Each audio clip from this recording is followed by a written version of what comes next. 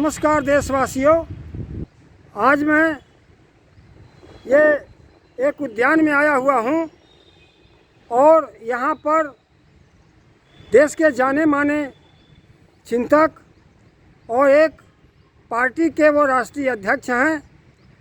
वो समसामयिक घटना पर उत्तर प्रदेश में जो प्रयाग में कुंभ स्थान, त्रिवेणी में कुंभ स्थान है, उस पर और ये प्रदेश की या देश की जो समस्या है, स्थिति है, उस पर कुछ अपनी बात रखने जा रहे हैं। हम आपको सीधे उनके पास ले चल रहे हैं।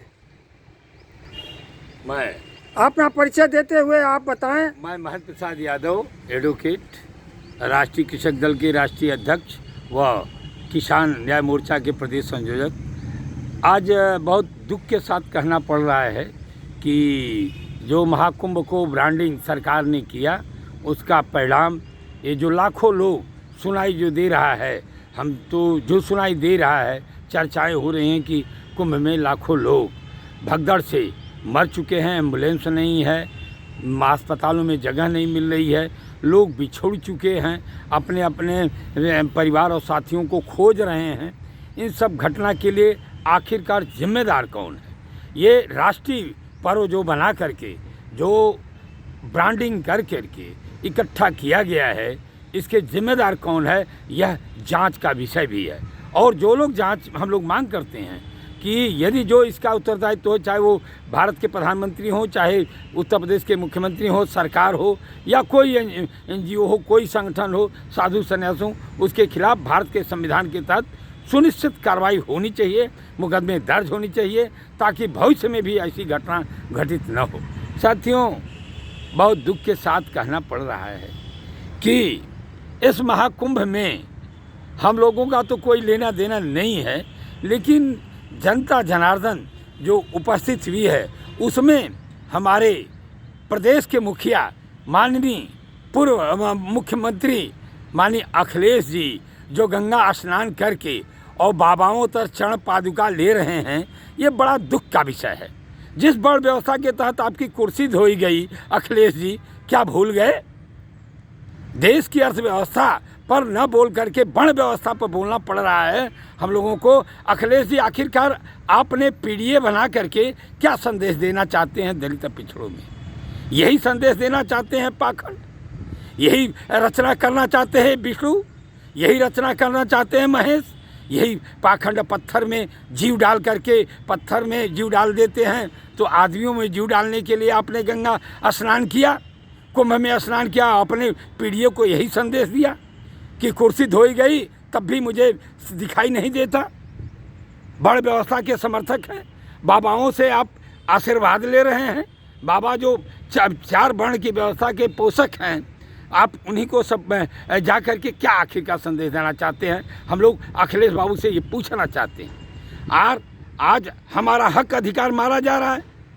आप 50 ठो 35 ठो जीत गए, इंडिया गठबंधन बना करके, मानी इंडिया फ्रंट बना करके, और पीडीए के तहत जनता को विकल्प नहीं, तो आप आखिरकार दलितों के साथ क्या किया आपने? अभी भी सोच नहीं आई। पिछड़ों के साथ आपकी पार्टी ने सन 90 में 7 नवंबर सन 90 को, जिस समय पार्लियामेंट में वोटिंग हो रही थी, बीपी सिंह की सरकार, आपकी पार्टी, आपके पिताजी क्या किए? देश में 55 एमपी लेकर के चंद्रशेखर को प्राइम मिनिस्टर बनाया गया, मंडल कमीशन को ऐसी की तैसी कर दिया गया, और कहते हैं आरक्षण समर्थक। आखिरकार पिछड़ा क्या सोचेगा आपके बारे में? कैसे आपके साथ जाएगा? उसके हक अधिकार की बात पार्लियामेंट में कितनी बार हुई? आप जीत के गए हैं तब से लेकर के आरक्षण पर कितनी बार बात हुई कि हमारे उत्तर प्रदेश में क्या हुआ? और निकलने की बात, कुंभ में आप स्नान करके आखिरकार क्या संदेश देना चाहते हैं? आप कहते हैं कि सामाजिक सुधार, हम सामाजिक परिवर्तन, कहाँ है आपका सामाजिक सुधार, सामाजिक परिवर्तन? क्या हम लोग यही मान लें कि जब उत्तर प्रदेश में जब सरकार, प्रधानमंत्री जी आए थे तो माननीय पिताजी ने कहा था, मुलायम सिंह ने, कि हमारे अखिलेश का ध्यान रखिएगा? क्या यही मिली भगत है आपकी? हम लोग तो बड़े सोचनीय विषय बना दिए हैं कि आप अब हम लोग करें क्या? माननीय अखिलेश जी, भविष्य में अब आपको हम लोग यह कहना चाहते हैं कि आप पूरा पार्लियामेंट, पूरी राजनीति आपका परिवार ही करेगा। और परिवार में यादव के बच्चे नहीं हैं, और परिवार में कोई राजनीति नहीं कर रहा है, उसको क्या संदेश देना चाहते हैं? और हम लोगों ने आपके सरकार में देखा कि आपने दलितों का रिजर्वेशन, प्रमोशन में रिजर्वेशन उत्तर प्रदेश सरकार में पहला व्यक्ति आप होंगे कि लागू करना शुरू किए। आप दलित आपके साथ क्या विश्वास करेगा कि संविधान की रक्षा करेंगे? लागू कहाँ किए हैं? और लागू कहाँ हुआ? आपने तो तोड़ दिया, डिमोशन कर दिया दरोगा को, जेई को, इंजीनियर को, शासी अभियंता को आपने तो प्रमोशन में डिमोशन किया। क्या सपा बसपा संविधान की यही रक्षा करती है? जो संविधान द्वारा प्रदत्त आपने संविधान को रौंदा। अखिलेश जी आज संविधान की दुहाई दे रहे हैं। अब बड़ा सोचनीय विषय, मैं पिछड़ों, दलितों, अक़लियतों, अति पिछड़ों से मांग करता हूं कि इनके एमएलसी और राज्यसभा जाएंगे नीरज शेखर, जाएंगे पाठक जी, जाएंगे तिवारी जी, जाएंगे बाबू साहब। आप क्या चाहते हैं हम वोट दें? आपका नाऊ धोबी लोहार कहाँ जाए? अब सोच लिया है कि हम लोग क्या करें। बहुत समस्या है आपके स्नान ध्यान पर कि आपने क्या घर के मालकिन गृह मंत्रालय के कहने से गंगा स्नान किया? आपकी कुर्सी धोई गई तो आपका गृह मालकिन नहीं बोली कि वन व्यवस्था क्या है? अब समझ में नहीं आ रहा है कि आखिरकार आप कहाँ ऑस्ट्रेलिया का शिक्षा दीक्षा समाज में लागू करना चाहते हो? तो 27 का सरकार बना देंगे। बहुत स्पष्ट शब्दों में कहना चाहता हूँ, मैं अपील करना चाहता हूँ पिछड़े दलितों से कि अरे भाइयों सोचो, जो तुम्हारी जनगणना की बात करे, जो तुझे आरक्षण की बात करे, जो तुम्हारे पुस्तक ग्रंथ भारतीय संविधान की रक्षा करने की बात करे, उसके साथ हम लोगों को पूरी तन्मयता से लगना चाहिए। क्योंकि अब लड़ाई दो के बीच में होने जा रही है, भारतीय संविधान के बीच में और सनातन वो मनुस्मृति के बीच में होने जा रही है। तो मनुस्मृति के चाहने वाले लोगों, तुम्हारा रास्ता एक तरफ बनेगा और हमारा रास्ता भारतीय संविधान की तरफ। एक खांचा खींच करके 2027 और 29 का चुनाव हम लोग पूरे भारत में, पूरे उत्तर प्रदेश में, पूरे बिहार में लड़ने का काम करेंगे कि भारतीय संविधान रहेगा कि मनुस्मृति रहेगी। मनुस्मृति को लागू करने वाले माननीय प्रधानमंत्री जी, नई संसद में जो आपने सुंगुल लगाया है, ये क्या प्रतीक है? अखिलेश जी आप बात करते हैं, अब हम लोगों को समझ में नहीं आ रहा है। अब राहुल गांधी और प्रियंका गांधी ने जय भीम का नारा गूंजेगा भारत के कोने कोने में, नीली साड़ी और नीला टी शर्ट पहन करके। क्या आपके मेंबर ऑफ पार्लियामेंट थे? कहाँ दिखाई दे रहे थे नीली साड़ी और नीली पैंट शर्ट पहने? अरे अखिलेश जी, भारतीय संविधान कहने से नहीं होगा, चलना पड़ेगा। जैसे राहुल गांधी, प्रियंका गांधी आज पूरे देश में चल रहे हैं। मैं पिछड़ों से, अति दलितों से मैं अपील करना चाहता हूं कि अब आपको मुसलमानों से डर नहीं है, आपको इन आतंक से डर नहीं है, आतताइयों से डर तो मनुस्मृति से है, जो आपका शिक्षा का अधिकार छीनेगा, आपको धन दौलत का कानून बना कर अधिकार छीनेगा।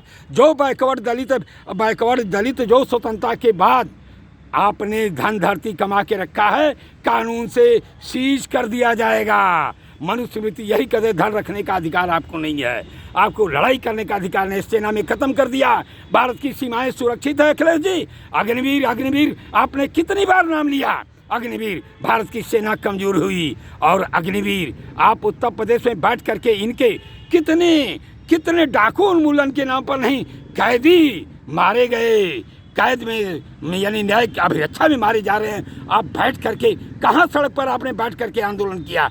अरे Akhilesh ji, Twitter social media से राजनीति नहीं होगी, धरती पर उतरना पड़ेगा और कार्य में परिणत करना पड़ेगा। तो हम दलित पिछड़ों से अनुरोध करना चाहते हैं, देश की जनता से कोई अपील करना चाहते हैं? मैं एक ही अपील पिछड़ों, दलितों और माइनॉरिटी के लोगों से कहना चाहता हूँ, जहाँ भी हो, जैसे भी हो, आने वाला 2027 चुनाव वोटर्स ऐप पर अपने वोट को बढ़वाओ। इनके पन्ना प्रमुख को गांव से मार के भगा दो, निकाल दो, इनके पन्ना प्रमुख का रुपया पैसा जब्त ले लो, लेकिन वोट का अधिकार जो बाबा साहब ने दिया है, संविधान पर असली खतरा हो गया है।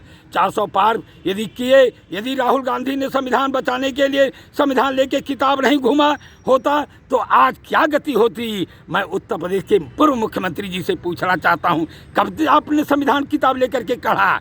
कब आपने कहा कि बाबा साहब खाली संगठन में ब्रांच खोल देने से पार्टी में ब्रांच बोल देने से तो संविधान की रक्षा नहीं होगी। आपने वोटर्स ऐप पर वोट नहीं बढ़ रहा है। और मैं इन सब लोगों से अपील करना चाहता हूं कि इन मनुस्मृति के लोगों, समर्थक लोगों से और आरक्षण भारतीय संविधान के लोगों के बीच बहुत बड़ा युद्ध राहुल गांधी ने छेड़ दिया है। इस छेड़ का परिणाम आरएसएस और बीजेपी, जो मुखौटा है बीजेपी, मोदी छद्मवेश बन करके, बैकवर्ड बन करके इस मुल्क का प्राइम मिनिस्टर बना और पूरी संवैधानिक सत्ता पर अधिकार जमा लिया है। साथियों, अब हम लोग बस केवल संविधान के तहत जो वोट है, वोट को सुरक्षित बक्से में डाल दें, वोट को सुरक्षित बटन दबा दें और भारत की सत्ता बदल दें, वरना मनुस्मृति लागू होकर रहेगा। इनका धर्म संसद भी इस महाकुंभ में पास किया है।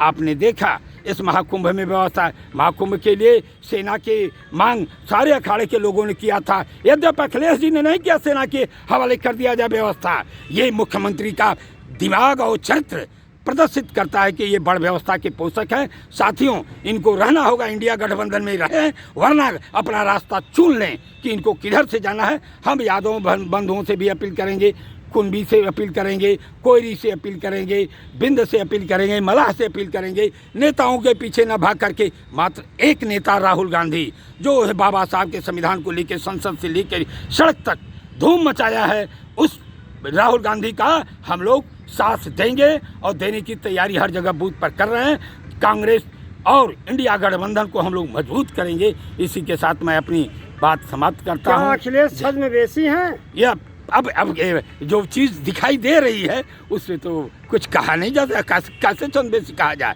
जो गंगा स्नान कर रहा हो और जिसकी कुर्सी धोई गई हो, अब इससे बड़ा और क्या प्रमाण दिया जाए भाई? छद्मवेशी। और बोलिए।